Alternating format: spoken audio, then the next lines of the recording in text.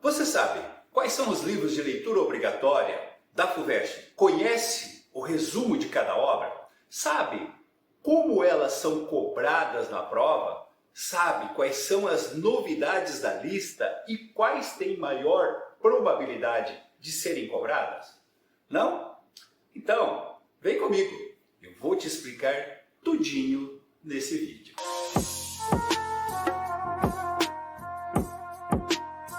O vestibular da FUVEST acontece em duas fases. Tanto para a primeira quanto para a segunda fase, existe uma lista de leituras obrigatórias, que é composta por 9 livros. São 6 livros remanescentes ainda da lista anterior. São eles: 9 Noites, Campo Geral, Angústia, Quincas Borba, Romanceiro da Inconfidência e Poemas Escolhidos. E nós temos 3 obras novas para esse ano.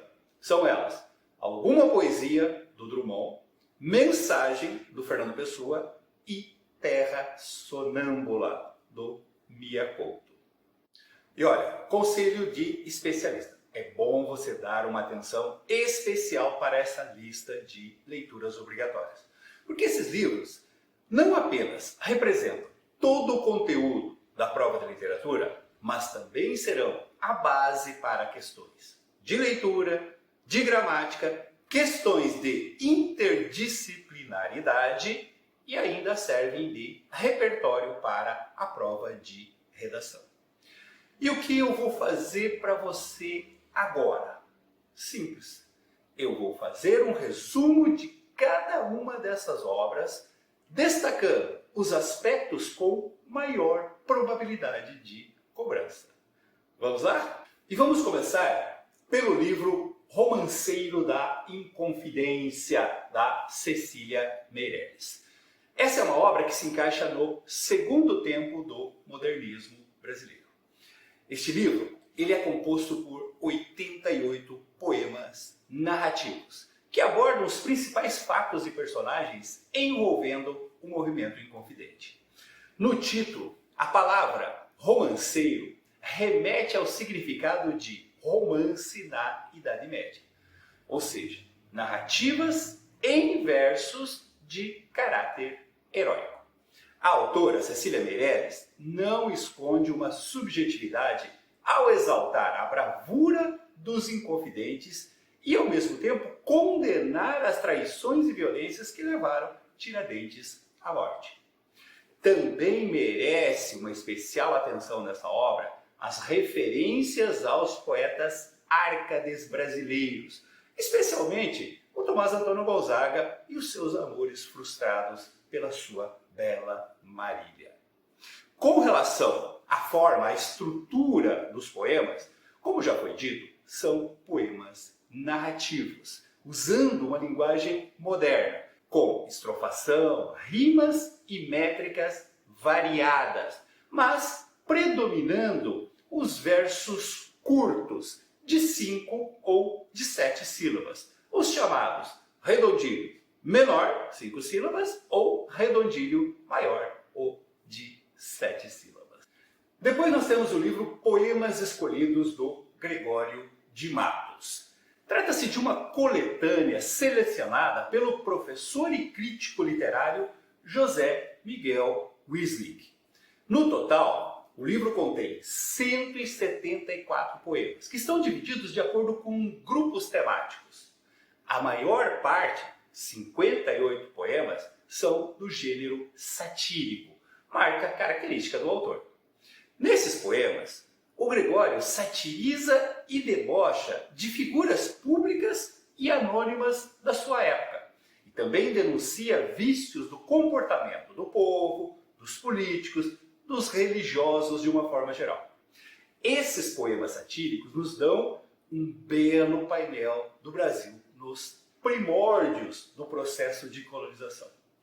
E podem, inclusive, ser usados em questões interdisciplinares, com outras disciplinas, como, por exemplo, História ou Geografia. Depois seguem esses 57 poemas que se encaixam na lírica amorosa do autor. São poemas dedicados a mulheres amadas pelo poeta. Ou então, são discussões filosóficas sobre o sentimento amoroso. Geralmente contrapondo a visão clássica do amor erotizado à visão contra-reformista, né, do amor pecado ou então do amor espiritualizado. Merecem também destaque os 52 poemas com teor erótico irônico, que renderam ao poeta o famoso apelido Boca do Inferno. Para finalizar, nós temos 7 poemas encomiásticos. São poemas feitos para adular, bajular figuras importantes a quem o poeta devia ou então pretendia algum favor. Quanto ao estilo, os poemas oscilam entre o estilo cultista, que é aquele onde predomina um jogo de palavras e imagens visando um envolvimento sensorial do leitor, e o estilo conceptista, que é aquele onde predomina um raciocínio lógico e sinuoso, visando exatamente o envolvimento racional do leitor. O próximo livro da lista é um dos maiores clássicos da literatura brasileira. Quincas Borba, do Machado de Assis. Esta obra representa bem o chamado realismo psicológico do autor.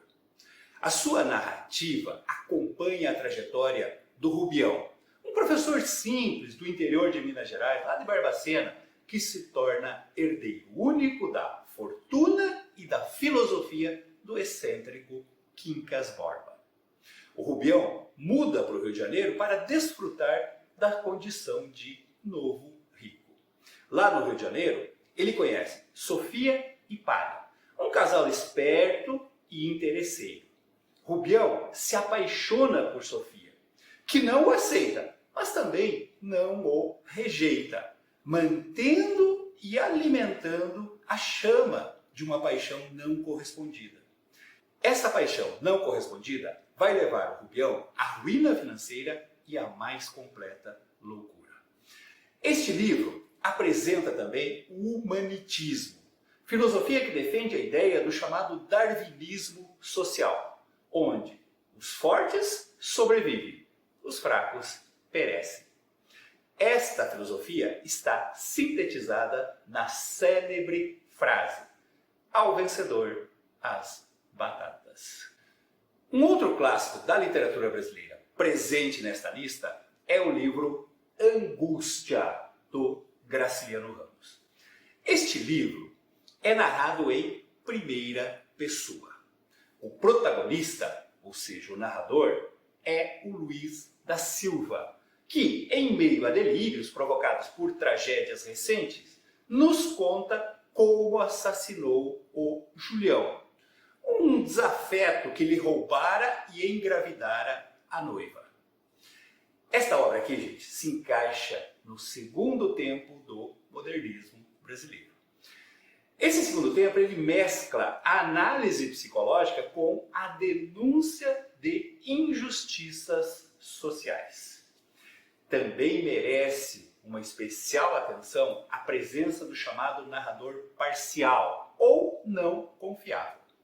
Por ser o protagonista, o personagem principal da história, o Luiz da Silva, o narrador, nos passa a sua versão dos fatos, procurando sempre justificar os seus posicionamentos políticos sociais e principalmente as suas ações. Não esqueça que ele está nos contando um assassinato. Em seguida, nós temos o livro Campo Geral, do Guimarães Rosa. Essa obra nos conta o rito de passagem do universo infantil para o mundo racional adulto. Esse rito é vivido por um menino de 8 anos chamado Miguelinho. Em uma paisagem deslumbrante do interior mineiro, Miguelinho precisa lidar com emoções profundas, como as ações adúlteras da mãe, a violência agressiva e o suicídio do pai e, principalmente, a morte trágica do irmão mais novo. Também merece uma atenção especial nesta obra a presença de um narrador externo que opta pela chamada onisciência seletiva. Isso faz com que tenhamos a impressão de que a narrativa está sendo feita pelo menino, pelo Miguelinho, pois o narrador, na sua onisciência seletiva, opta por narrar os fatos sob o ponto de vista do menino, do Miguelinho. E fechando os 6 livros remanescentes da lista anterior, nós temos a obra 9 Noites, do Bernardo Carvalho. Esse livro pertence ao que a gente chama de literatura contemporânea. É um lançamento recente, 2002. 9 Noites é uma narrativa complexa que mistura a investigação de um suicídio misterioso, no melhor estilo dos romances policiais, com reflexões de dramas psicológicos, envolvendo relações familiares e conflitos com a sexualidade. A estrutura de 2 narradores vão apresentando os fatos de forma intercalada e vão envolvendo e prendendo o leitor até um desfecho bastante original. Um outro aspecto que pode ser abordado em relação a essa obra é o limite entre a investigação jornalística e a livre criação fictícia. E finalmente, nós chegamos nas novidades da lista. A primeira delas é o livro Alguma Poesia, do Drummond, que substituiu o livro Claro Enigma, do Drummond. Ou seja, saiu Drummond, entrou Drummond. A FUVEST adora esse autor. Claro Enigma foi cobrado em todos os anos em que figurou na lista. Podem esperar o mesmo tratamento para Alguma Poesia. E este livro é o livro de estreia do Drummond. São 49 poemas curtos que estão perfeitamente integrados com o estilo e com a temática do modernismo da Semana da Arte Moderna.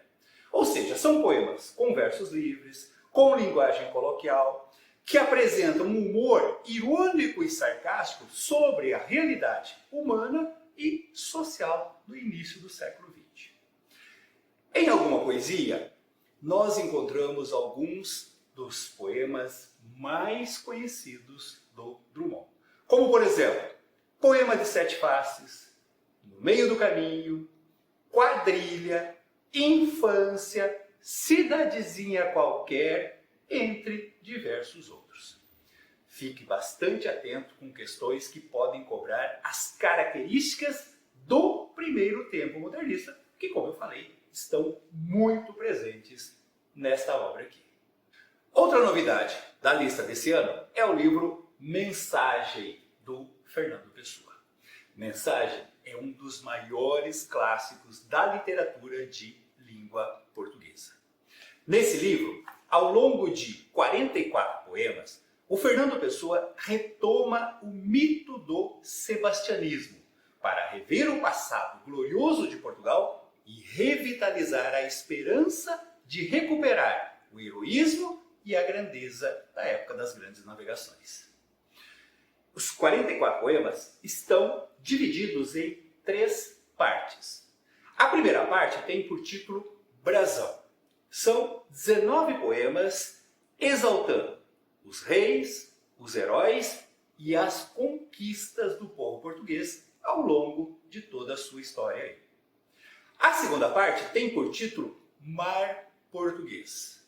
São 12 poemas que vão exaltar os grandes navegadores portugueses, as suas descobertas e as suas conquistas. E a terceira parte tem por título O Encoberto. Nessa terceira parte nós temos 13 poemas onde fica mais evidente o chamado nacionalismo místico, que na verdade perpassa toda a obra. Aqui é celebrado o mito de Dom Sebastião e também a crença na sua volta e no cumprimento da promessa de transformar Portugal no Quinto Império. E a terceira novidade da lista desse ano é essa obra aqui, ó, Terra Sonâmbula, do Mia Couto. Este livro contempla a tendência dos vestibulares de valorizar a literatura chamada luso-africana. Mia Couto é um escritor moçambicano, muito premiado e muito lido aqui no Brasil. O Terra Sonâmbula mostra a trajetória de dois personagens em busca da sua história e do seu destino. Trata-se de uma caminhada sem rumo definido, através de um país marcado pela violência da guerra e pelo sofrimento do povo. As buscas desses personagens, o Indinga e o Kinzo, representam a busca pela identidade de um povo recém-libertado do colonialismo e, ao mesmo tempo, massacrado pela violência dos bandos que disputam o poder. Também merece uma atenção muito especial neste livro a linguagem usada na narrativa. O Mia Couto tem um estilo que muito se assemelha ao de Guimarães Rosa, que, como você sabe, também está nesta lista da FUVEST. Trata-se de uma verdadeira prosa poética, com muitos neologismos, invenções de palavras, e ao mesmo tempo usando de uma estilização da oralidade. Então, fique atento para uma possível questão de intertextualidade entre o Terra Sonâmbula e o livro Campo Geral do Guimarães Rosa. Bom, pessoal, eu tenho certeza que essa síntese que eu fiz aqui das obras da FUVEST vai te ajudar muito no vestibular. Mas olha, as informações que eu passo aqui são bem resumidas. Não dá para resumir todas as obras e analisar tudo que o vestibular pode cobrar, justamente por causa do tempo. Tem várias outras informações essenciais que, se você não souber, você pode se complicar. Coisas como o vestibular cobra perguntas das obras, como a banca gosta das respostas, como realmente lembrar dos detalhes da obra na hora do vestibular.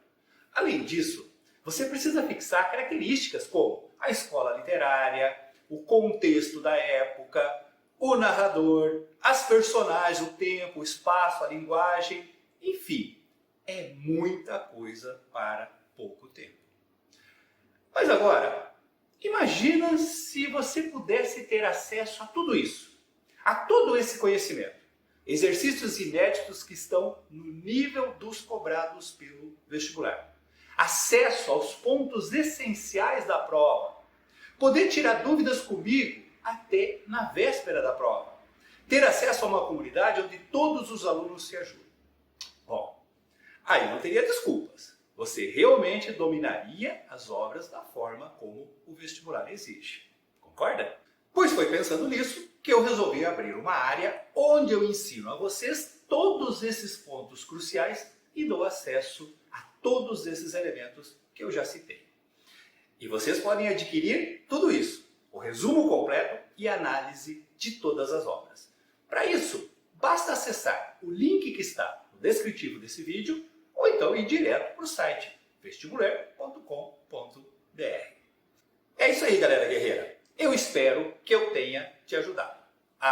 E não se esqueça de se inscrever no canal, ativar o sininho e acompanhar os vídeos das obras da FUVEST que eu vou liberando ao longo das próximas semanas. Um abraço!